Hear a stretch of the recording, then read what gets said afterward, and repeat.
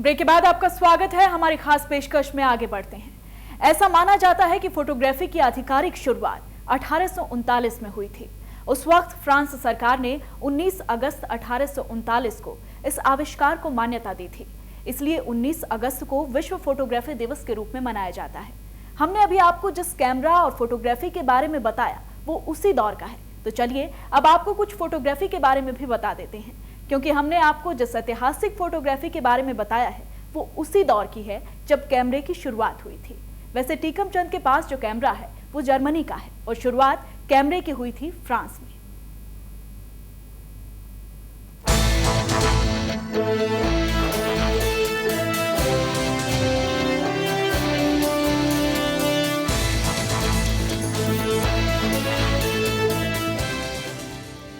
जनवरी 1839 को French academy of science ने डेगुएरोटाइप process को मान्यता दी थी। यह वो दिन था जब डेगुएरा द्वारा इजाद की गई फोटोग्राफी तकनीक डेगुएरोटाइप प्रोसेस को फ्रांस सरकार ने मान्यता दी थी और इस आविष्कार को विश्व को मुफ्त मुहैया कराते हुए इसका पेटेंट खरीदा था।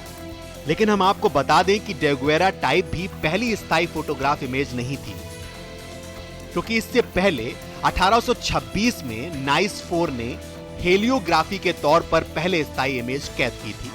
और आज तस्वीरें कितनी कीमती हो गई हैं। आज हमारे हाथों में मोबाइल है और हम हर पल को तस्वीर में कैद करना चाहते हैं।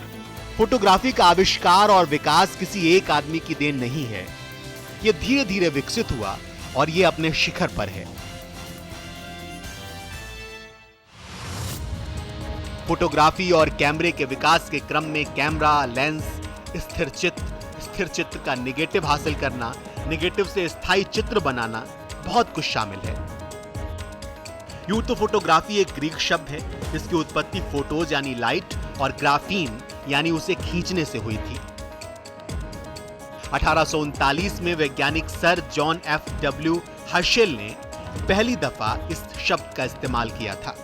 शुरुआती दौर में चित्रों में गतिशीलता लाने के लिए कई अलग अलग तरीके काम में लाए गए थे, जैसे कांच की पट्टी पर चित्र उतारना, फिर उसे विशेष उपकरण के सामने लगाकर पीछे से लांटेन लगाना, और इस प्रक्रिया के बाद पर्दे पर एक धुंधला चित्र दिखाई देता था। फोटोग्राफी की पहली व्यवहारिक प्रक्रिया को इजाद करने का श्रेय लुइस डेगुएरा को दिया गया है, जब उन्होंने 1829 में जोसेफ नाइस 4 के साथ साझेदारी में इसे विकसित किया था। नाइस 4 की मौत के कुछ सालों बाद 1839 में डेगुएरा ने ज्यादा प्रभावी और विकसित फोटोग्राफी का विकास किया। एक निगेटिव से ढेरों पॉजिटिव प्रिंट्स हासिल करने की प्रक्रिया को इजाद करने का श्रेय जाता है हेनरी फॉक्स टॉलबोट को। टॉलबोट एक अंग्रेज बॉटनिस्ट और मैथमेटिशियन थे। टॉलबोट ने सिल्वर सॉल्ट सॉल्यूशन के जरिए इस प्रक्रिया को इजाद किया था। काले पृष्ठभूमि वाले निगेटिव को इजाद उन्होंने ही किया, जिससे ढेरों पॉजिटिव प्रिंट लेना मुमकिन हो पाया। इस पेपर निगेटिव प्रक्रिया को कोलोटाइप का नाम दिया गया। इसके बाद एक अंग्रेज और हुए जो शिल्पकार फ्रेडरिक स्टॉप आर्चर ने 1851 में वेट प्लेट निगेटिव का आविष्कार किया था। चूंकि इसमें कागज की जगह पर ग्लास का इस्तेमाल किया था, इसलिए भीगे हुए प्लेट से ज्यादा स्थिर और व्यापक निगेटिव की रचना की जा सकी। इसके बाद 1879 में ड्राई प्लेट का आविष्कार किया गया, जिसमें ग्लास निगेटिव प्लेट के लिए सूखे जिलेटिन का इस्तेमाल करके सूखे प्लेट को ज्यादा दिनों तक इस्तेमाल में लाया जा सका। इस तकनीकी के आने के बाद फोटोग्राफी के लिए अंधेरे कमरे की जरूरत नहीं रह गई और न ही फोटोग्राफी के लिए तकनीकी माहिरों की जरूरत रह गई। इस तकनीकी ने आम आदमी को और आसानी कर दी फोटो खींचने में।